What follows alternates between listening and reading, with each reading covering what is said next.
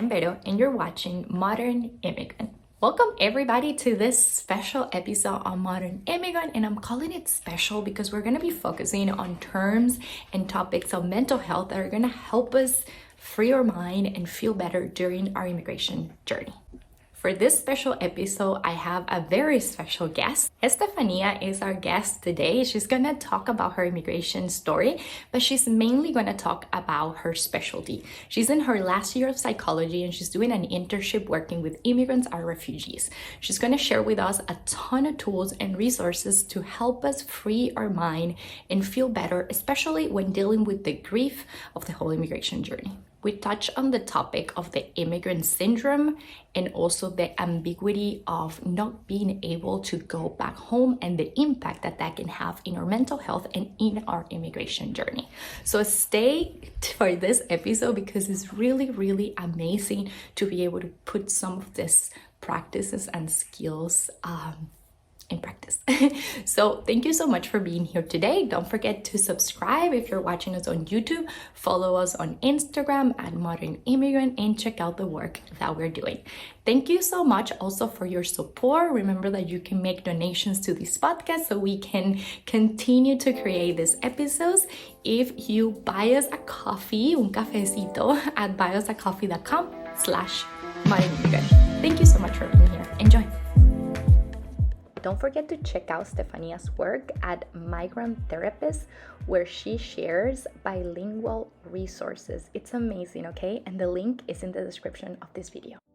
Okay, and today we're on another episode of Modern Immigrant. It's always really exciting to have new guests and to start conversations about immigration. So I want to say welcome to Estefanía. We're really happy that you're here with us today. Thank you. Thanks for having me. I'm really excited. Yes, we have been working on this conversation and we have been working on this interview, talking about what we really want to show and have listeners to learn today. And I'm really passionate about the topic of mental health. And hopefully this is going to be a conversation that will help others. And I always start these interviews, Estefania, by asking my guests, when did the immigration journey start so we can get to know you a little better? Sure. So I was born in Venezuela and then I moved to Chile and migrated to the US when I was about 5 years old, and I moved to South Florida. So South Florida, as you may know, has a huge Venezuelan population. So growing up, I was able to really stay connected to my culture and the people pretty well, and obviously my family helped with that as well. But I realized that as I grew up in the U.S., I found myself trying to figure out what culture I identified more with. So although I grew up with the Venezuelan culture, beliefs, and values, I also adopted a lot of the American values, a lot of the American beliefs as well, which also led me to clash a lot with family members and things like that. So there was a lot of internal battles within myself, I think, regarding my identity as I grew up. And I think this was especially true when I was a teenager. I think I would notice I never felt like fully Venezuelan, but I also never felt fully American. So I was always in this state of limbo. I felt like, and during this process as well, I also was constantly dealing with the immigration system in terms of like the documentation, maintaining valid documents and all that. And it was so tedious, so expensive, and also did not help with making you feel more American or kind of welcome here in the US. Yes. Yeah. Thank you so much for sharing that. I know it's a very, brief story that I'm sure it has so many layers. And I'm also sure that while we talk about the mental health topic that we're going to touch today, some of those things are going to also come up, right? As your own experiences and things, as you were saying, the identity kind of battle, and then the immigration system battle, like all of those things have an impact in our health and in how we feel and how we adapt. And I think that's why I really wanted to bring you. And I want you to tell the listeners what's your specialty and what are you studying, because that's going to help them understand why I brought you today to talk about mental health. Yeah. So kind of like you were saying, all of these experiences impacted my identity and mental health and also kind of my career. So it led me to kind of start thinking about mental health, and mostly because it affected me mental health wise. And, I was also very interested in psychology. So as a result, I went and studied clinical psychology. I'm actually in my last year of my program. So I'm going to be a psychologist soon. And my interest with immigration and mental health has really grown, leading me to, work with immigrants, with refugees, and actually doing that now in my internship. That is awesome and so needed at the moment. And well, I mean, it's something that I think it's always going to be relevant. And a few of the things that, we talk about in the podcast is how we start feeling when we're immigrants in terms of our mental health, right? Like, what are those, I don't know if to call them early signs or symptoms that maybe you can walk us through as things that start to, mean something in terms of our mental health. And I think that will be really helpful for listeners to see, okay, where am I at in this process, right? Yeah. So, I want to start by saying that I really think immigrants and refugees have a very unique experience, especially here in the US. And a lot of mental health issues come along with these experiences. And when I talk about these experiences, I'm including like the pre-migration experiences, during migration, as well as post-migration, right? So the first step, I think, is really bringing awareness and normalizing mental health for immigrants and refugees and their families, especially when it comes to getting them the help they need. And because in a lot of cultures, these immigrants and refugees come from a very stigmatized culture in terms of mental health. So, I do want to talk about kind of the general idea of what affects immigrants based on something I call mental freedom, which is a framework that I'm going to talk about, throughout, and skills that you can use as immigrants or non-immigrants as well to kind of work on this idea of living mentally free. And we'll get to that. But really quickly, the idea of mental freedom is, the ability to, I would say, become aware and recognize what might be holding you back emotionally and psychologically. And it also involves awareness that there are decisions and choices you can make in order to kind of let some of these difficult things you're going through go, or kind of choose to work through some of these things that might be holding you back or isn't really working for you very well. Yeah, kind of like taking control in a way. I don't love the word control, but yeah, feeling in power in front of a situation. Right, right. And there are many ways you can do this using a bunch of skills. And I kind of came up with this framework surrounding mental freedom. And really, it's based on research as well as my experiences. But I found that you can learn and use certain skills to incorporate living mentally free in your life.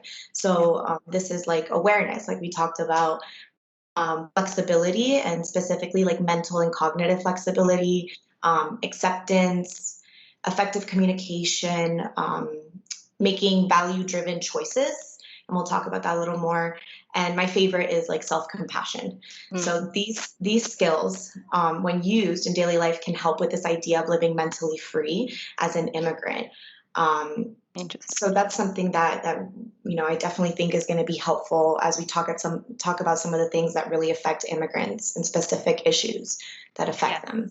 And I love that you gave us a little brief description of what it is, because I think it's gonna, as you said, it's gonna give us tools on how to start this process, and wanting to highlight that this is the beginning, right, of a journey, and a journey that hopefully a lot of the listeners are in or can explore, of mental health services and professionals, and finding the help that they need.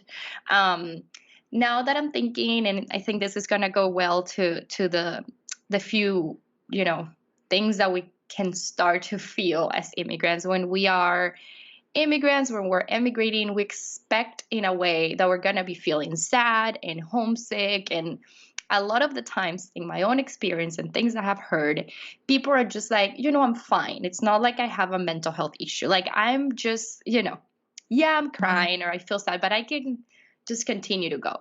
And so I think in a way, it's kind of hard to admit, hey, I have a problem, or hey, I'm starting to have issues.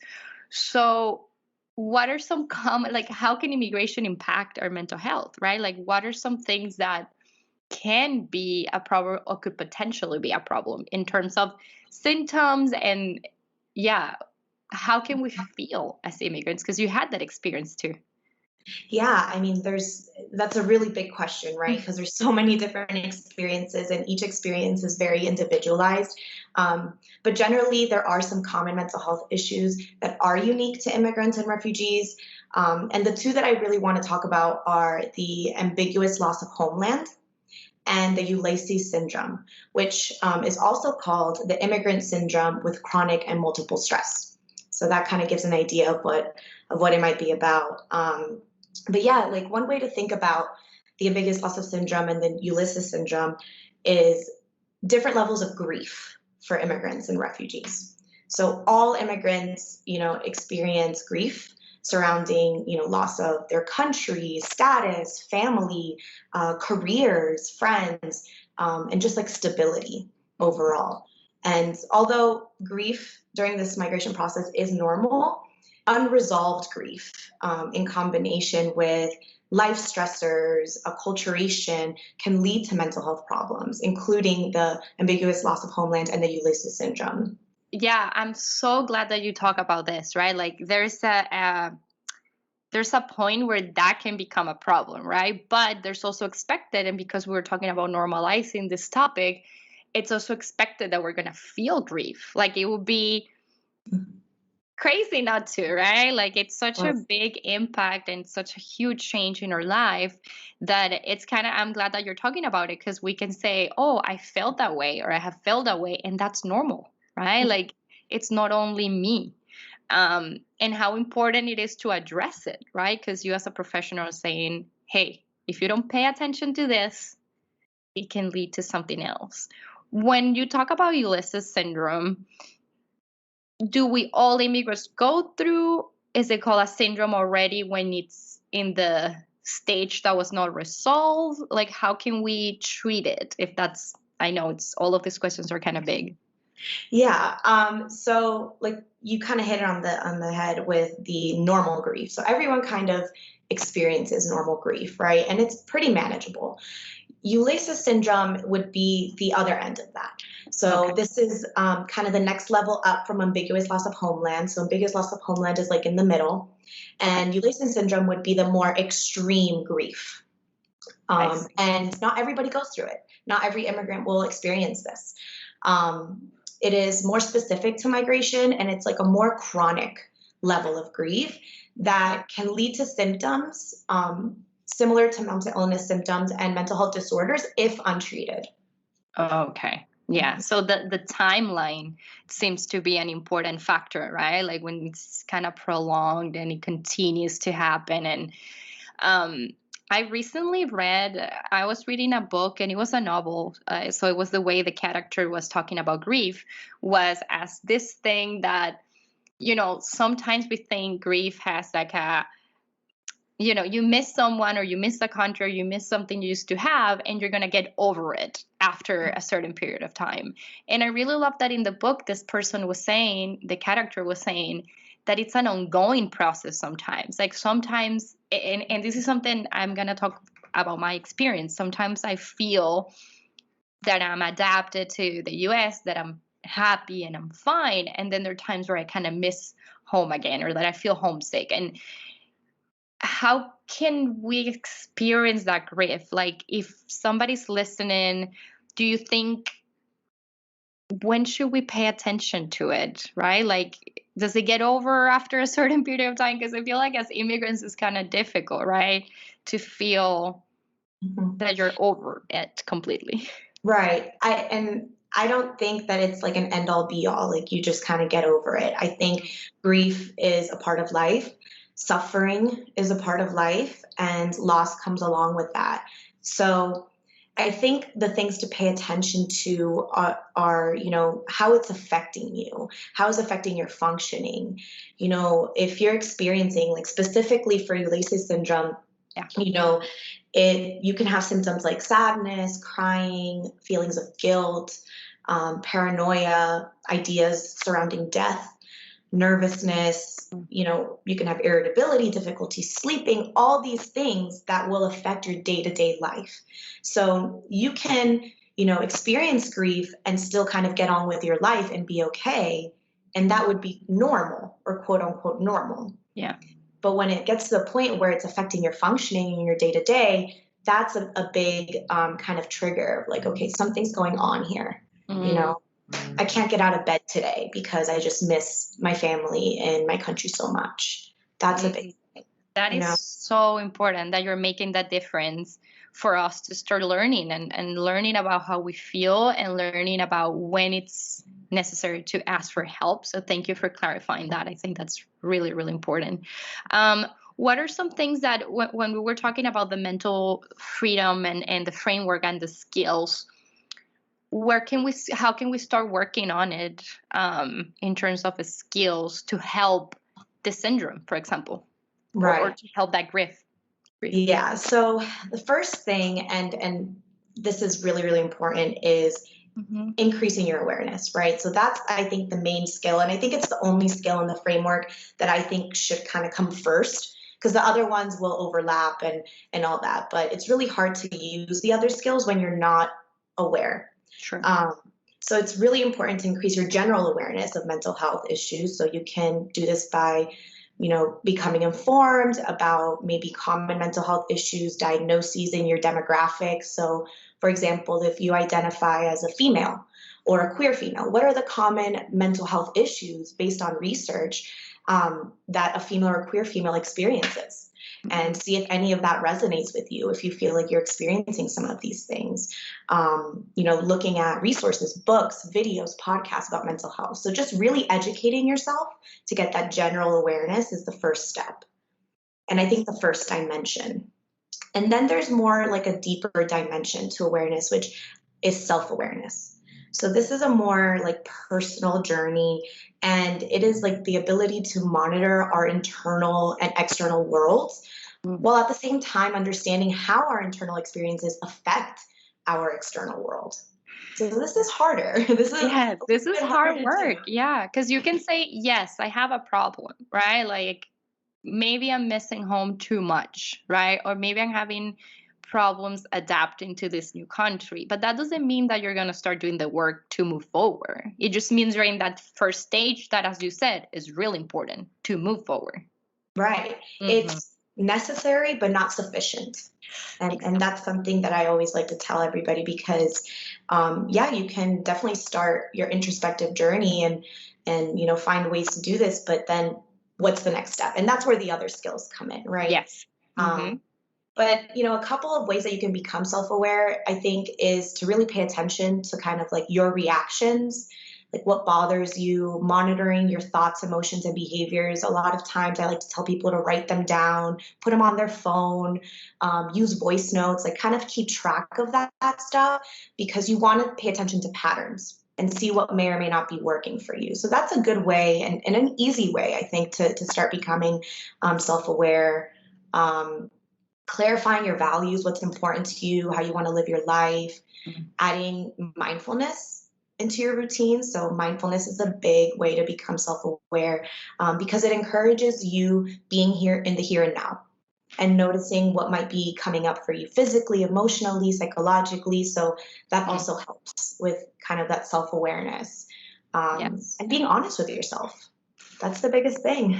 Being honest with yourself. Yeah, it is. It's not easy, and it's an ongoing journey. It's not like, okay, I'm self-aware, now let's move on. No, you're constantly doing this process. Yes, I love that you're talking about those skills because you're really giving us something to work with, right? Like starting to write down things, journaling,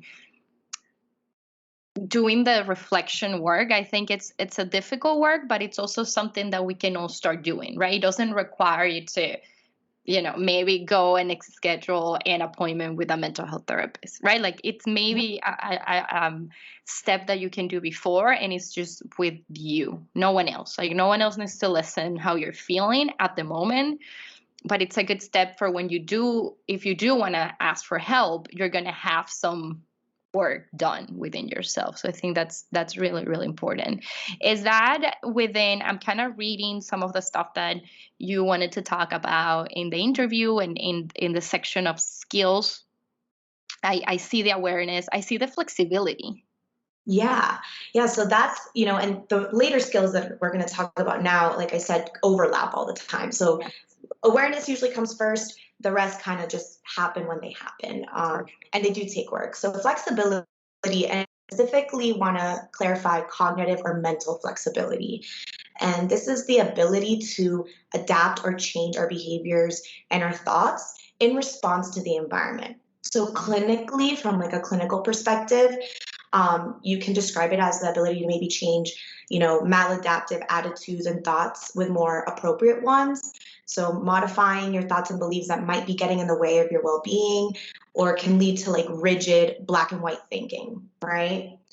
So the overall goal of cognitive or mental flexibility is healthy psychological adaptation. That's kind of the overall goal. Mm-hmm. And there's a lot of research on this. Actually, research shows that having high mental flexibility is related to psychological well-being and effective and healthy coping skills. Whereas somebody with more low mental flexibility, which can also be seen as like the black and white thinking, the rigid thoughts, it's actually linked to a lot of types of mental illness and psychopathology. Oh, wow. That is really interesting. I think that, I know we can't generalize, but I think that as immigrants, we do have to put in in practice that flexibility, right? Like as much as we maybe don't want to, just the entering a new culture, right? Just the decision to leave your country, I think it's already, a step towards that flexibility. Like, okay, I'm going to leave everything behind and try something new, or even move within your own country too, right? Like changing cities and states. That's huge. We already kind of have that. Yeah, so that's actually a way to work on your flexibility. Yes. That's one of the tips I kind of had to share, because doing something new, pursuing new challenges, new experiences, meeting new people, doing something maybe that you used to do, but doing it differently, right? So all of these things help increase that cognitive flexibility. Yeah, that's great. It's great. And it's always like that saying that, you don't have anything to lose. Like you can really give it a try, right? To listen to a podcast that maybe when you read the title, the topic, you're like, what is this about, right? Or watching a movie. Today I had a book club discussion of the podcast book club, and people were like, I've never thought about reading these. And I did, and I liked it. And other people were like, and I didn't like it. But at least you gave yourself that opportunity. And I can see how that can help us. How can that be a great skill? Mm-hmm. Yeah, experiencing new things, talking to new people, exchanging new ideas, stepping out of your comfort zone really can help with that cognitive flexibility. So definitely encourage that to increase, with one of the skills. That mental freedom. Yeah. Trying new foods in the new country where you're at, right? You don't have to get too, grand about it. You could just have to be creative, maybe drive a different route home on your way home from work. It's the same thing, but just doing something differently. Yeah. So thank you. I'm going to keep that in mind. I think it's very easy to stay within our comfort and the things that we're used to do, because they make us feel good. So that's a great one. Are they, any other skill that you want to kind of mention while we're talking about skills? Yeah, so I want to mention acceptance and self-compassion. So these overlap a lot. And when I say acceptance, I also include self-acceptance in that. So generally, acceptance is being okay with the things the way they are, especially things out of your control. And self-acceptance takes more of a deeper meaning in that it's like an individual's acceptance of all like their attributes, characteristics, traits they exhibit, whether they're positive or negative, right? And this is really important because research shows that how we think about ourselves impacts also our psychological and our future goals and our future success. So self-acceptance definitely plays a role in that. But that being said, it's very hard, right? Again, a lot of this is difficult for a lot of people, and it takes a lot of work within oneself to be self-accepting. And I think along with that comes, self-compassion, right? So self-compassion plays a huge role in self-acceptance, and it is what it sounds like. It's being compassionate with yourself. As humans, we tend to have an easier time showing compassion to others when they're suffering rather than ourselves. So self-compassion really involves acting the same way that you would to somebody who is suffering or struggling, but with yourself when you're having a difficult time, or when you're failing, or you notice something you don't really like about yourself.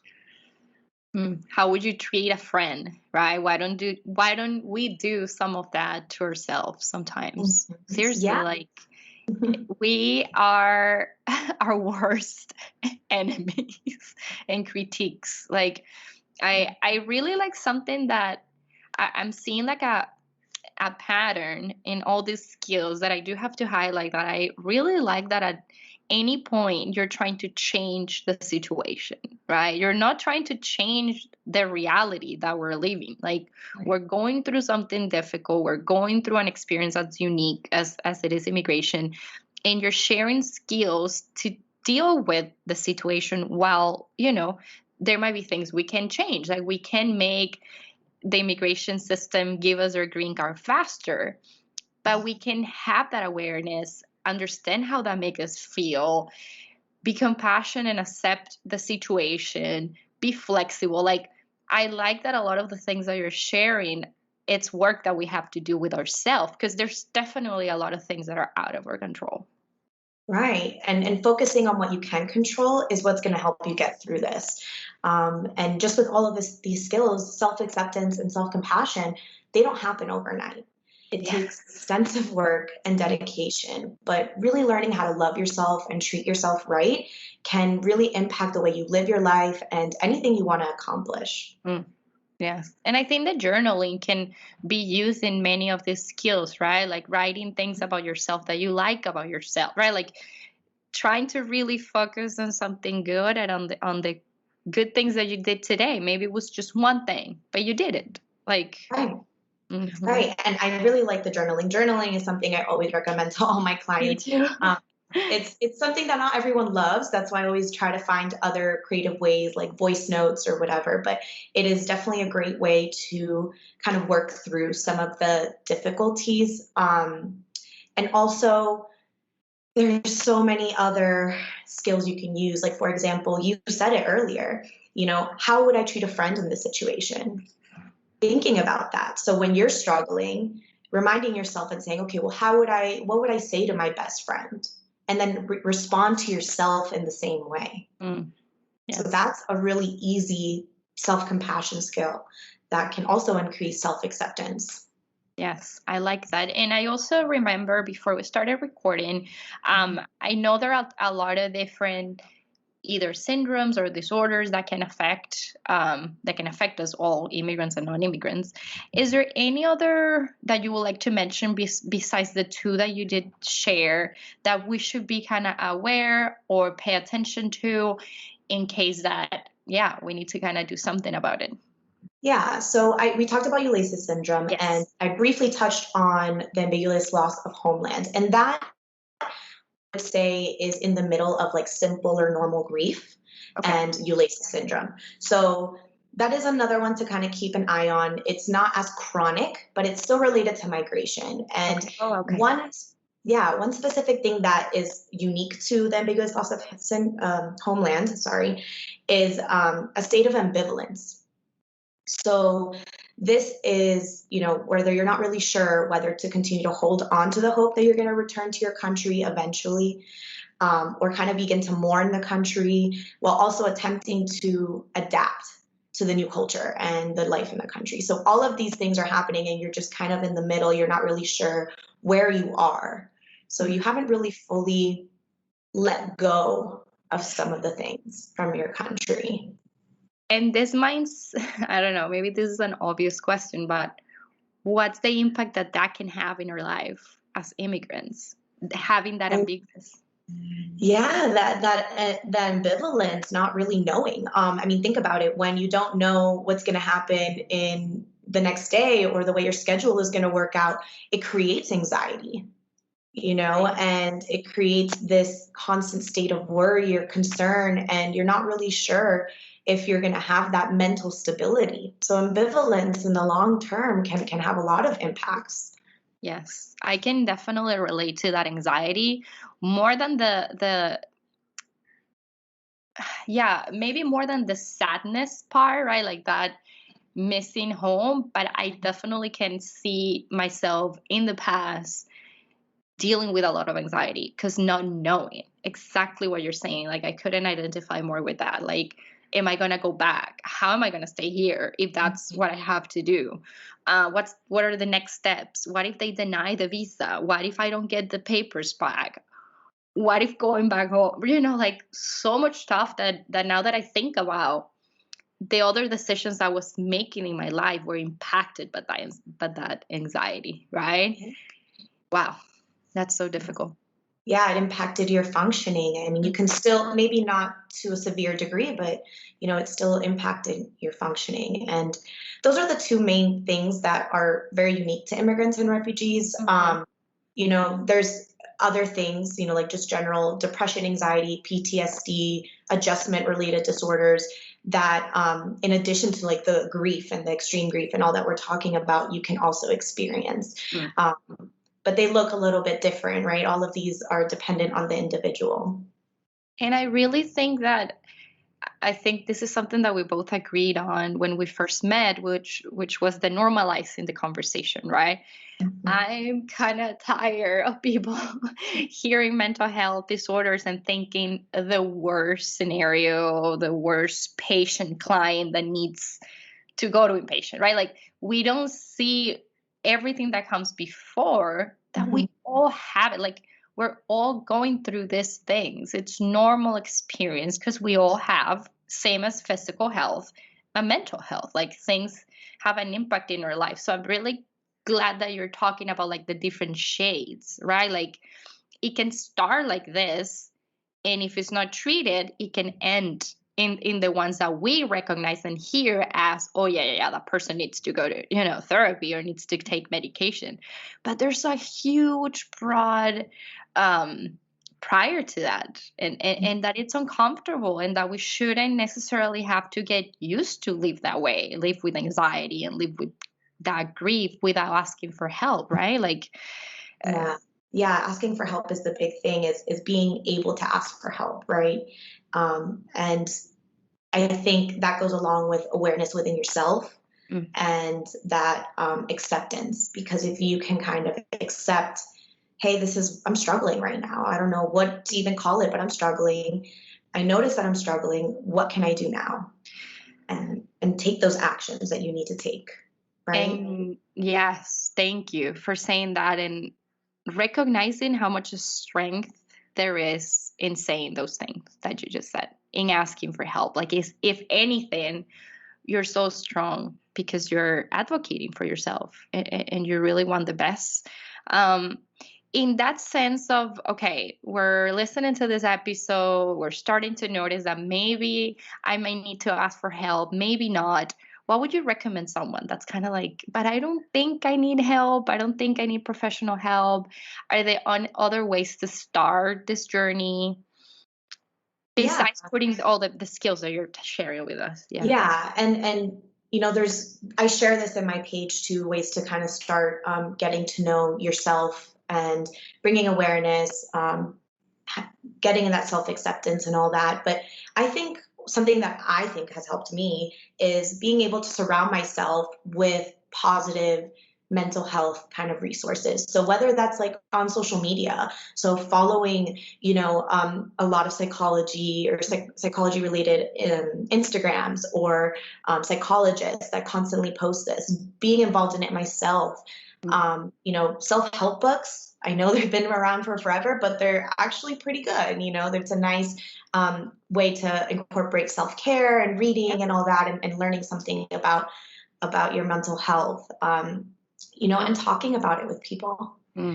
I think that's the big thing, finding someone to talk about these things with. It doesn't have to be a professional. Professional would be great, but it doesn't have to be, you know. Effective communication is one of those skills that I also share, and being able to communicate your struggles, what you're suffering through, whether it's to your family, your friends, your partner, you know, is important, and doing it in a way that's effectively where they can support you. That's very Um, important. and feel that acceptance, you know? So again, this might be new to them too. So you have to be able to communicate those feelings and thoughts in a way that is also gonna maybe help them raise awareness or become aware of some of the things that you're going through. Something that comes to my mind when you talk about effective communication, how many times we talk to our families that are back home, or maybe they're somewhere else too, and we say that we're just fine, right? We're okay. Everything is okay. And we are overwhelmed and we're anxious and we're stressed out. And we don't even admit that to the people that we talk to the most often, right? Yeah. I think that also comes along with normalizing it within yourself, Exactly. you know? So And you teach them too to normalize it. Like, of course, your mom or your dad or your brother, sister, they're not going to be happy to hear that you're struggling, but they're also going to feel like that. I mean, they have to be at some point in their life gone through something similar. So they can empathize with you and you can tell them, hey, I'm fine. I'm going to be okay. But it feels better when I talk about it, right? Yeah, yeah, and expressing your needs. You know, Yeah. sometimes your family might not know what you need. So Yeah. sometimes figuring that out for yourself and saying, hey, look, I just need you to listen, you know, when I call, or I need you to give me advice today, or I need you to just give me a hug, you know. So effectively communicating that is, I think, the best form of being able to spread that awareness, not only within yourself, but with others, and also getting that support. We are social beings. We are not, you know, meant to be alone. Yes. And there's a reason why we have to communicate and involve these people in our lives. It's so important. It's so important. So finding even that one person, doesn't have to be everybody, just that one person to talk through things, and just, you know, listen, just to listen to you. Listen and communicate what you need. I love that part. Sometimes we just receive like advices from friends, and maybe we're not ready for an advice. So I love that you just said, hey, for today I just want you to listen to me, or give me a Yeah. hug, or I want to cry and I want someone listening on the other side of the phone. That's all I need. So thank you for pointing that out. And as friends that we are and family members, also thinking about that when someone comes to you, can I ask them first? Like, would you like me to tell you and like give you an advice? Would you like me to just listen? Because I think that's part of the normalization, as you said. It's part of. Hopefully, we can get there, right, and talk about this more often. Yeah, that's the idea, you know, and that's why I really wanted to do this, because I want it to be a normal part of conversation, day-to-day life. Just how we talk about going to the doctor, physical health, like mental health needs to be on that level. Yeah, if not more important. They Yeah. do interact, yeah. And Stefania, this is a perfect time to also talk about your account and what you offer, because I'm going to ask you about, yeah, accounts or pages that we can follow to start that journey to seek help. Maybe just not even seek help, but read more about each of the things that you have shared in the interview. So where can we find you, and what are other recommendations that you have for us today? Yeah. So I just started this account, and I'm, you know, really excited about it. It's called at Migrant Therapist, and I'm actually using the account as a platform to provide education and tips for immigrant and refugees in terms of their mental health, in both English and Spanish. That's what I was going to say. Yes. Yeah, so it's nice because you know, you can get, if you prefer English or if you prefer Spanish, you can get the terminology, you can figure out what's going on and in the language that you're comfortable with. But yeah, you can definitely follow me, and get tips on, you know, living mentally free, the skills that we talked about, as well as some other skills. And, I always am open to people kind of asking questions and seeing what they need. And I can definitely cater that to my followers. So that's definitely one resource. Let's see, and other resources. I'm big on self-compassion, right? And I think we got a sense of that in the podcast today.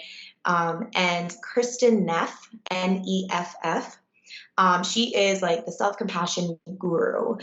So I follow her on Instagram, and she has a web page where it explains like self-compassion and how it relates to mental health, and gives you tips on what to do and how to become more self-compassionate. So I 10 out of 10 recommend following her. She has some great books too out there regarding self-compassion and mindfulness as well. So that's a good one. Psychology posts. I think it's like just like a general. It gives like little tips and tidbits of mental health, only in English, unfortunately. So that's the only setback. That's why we need your page. Yeah, that's why I wanted to do it in both, because there's not a lot of bilingual pages out there. So I know, and I just want to share that we had that conversation about what's the best language to do this interview, and I am glad to say that a lot of our listeners are bilinguals. But like reaching out to you, knowing that they can also find these terms that we just talked about in Spanish if they need a little more clarification. And maybe this is too late because maybe I was able to do it or not, but hopefully there's some subtitles that can happen to people to understand some of the stuff. But I think it's important to find more or to create more content in Spanish about mental health. I don't know if you agree with me, right? Yes, I 100% agree. And the next recommendation actually is a licensed clinical social worker who does that as well. So I wanted to share that. She identifies as a Latinx therapist, and her name is Jacqueline Garcia. Okay. And her Instagram is @therapylux. So LUX @therapylux. And she has everything in English and in Spanish. So that's another page that I found, which I was really excited to come across. Thank you. Yeah, of course. I mean, we're spending so much time in social media, and social media can be so toxic sometimes that I love finding accounts like this ones, right? Or accounts about anything else that you like, either it's food or the environment, like that brings some sort of good, and it's not just getting negativity and all that. Yeah. Exactly. Yeah. I didn't know how to put it, but yeah, sometimes that could be another episode, right? Because the impact that social media can have in our mental health is huge. So curating your followings and finding accounts that make you feel good and that provide those resources, I think it's a great starting point for this. Yeah, definitely. And I think you can think of social media as a tool, and it's more about how you use it, right? So again, following the things that you want to, have in your life more, the more positive things that you want to follow, like a quote Instagram account that helps you, affirmations Instagram account, like positive affirmations. That's a great way to start. So those are good ways to do it. Of course, speaking to professionals, looking on Psychology Today for any mental health professionals in your area. There's so many there. You can do that as well. Awesome. I'm so glad that we were able to have this interview. I know there's probably a lot of information that we weren't able to cover, but I would like people to check out your account, to follow you, to send you a DM. I probably already shared that at the beginning in the intro, but everything is going to also be linked down below in the description. And I'm going to add the recommendations that you added as well, because I think, we're stronger together. We need to get together in this journey. Know that Estefania has struggled. I have struggled. Like, we're all in this. It's not something that's only happening to you. There's nothing wrong with you. And I do want Estefania to share a last message, if you would like, to the immigrants and non-immigrants that are listening, that we should kind of keep with ourselves after this interview. Yeah. I think one thing I always try to remember, and hopefully it's helpful to everyone listening, is that suffering is a part of the human experience, and it's okay to suffer. It's about how you go about that suffering and how you deal with it. So again, filling up your toolbox with skills. That's important for you and those around you. Thank you so much. It makes me feel better already listening to that. I really appreciate, Estefania, your time, your disposition, and your willingness to help us and give us so many amazing resources. Yeah, of course. I really appreciate this opportunity. Again, this is what I love to do and talk about. And, anytime I can do this, I am all for it. Thank you so much. Stay tuned. Thank you so much for tuning in and for watching. I'll see you next week, okay? Bye.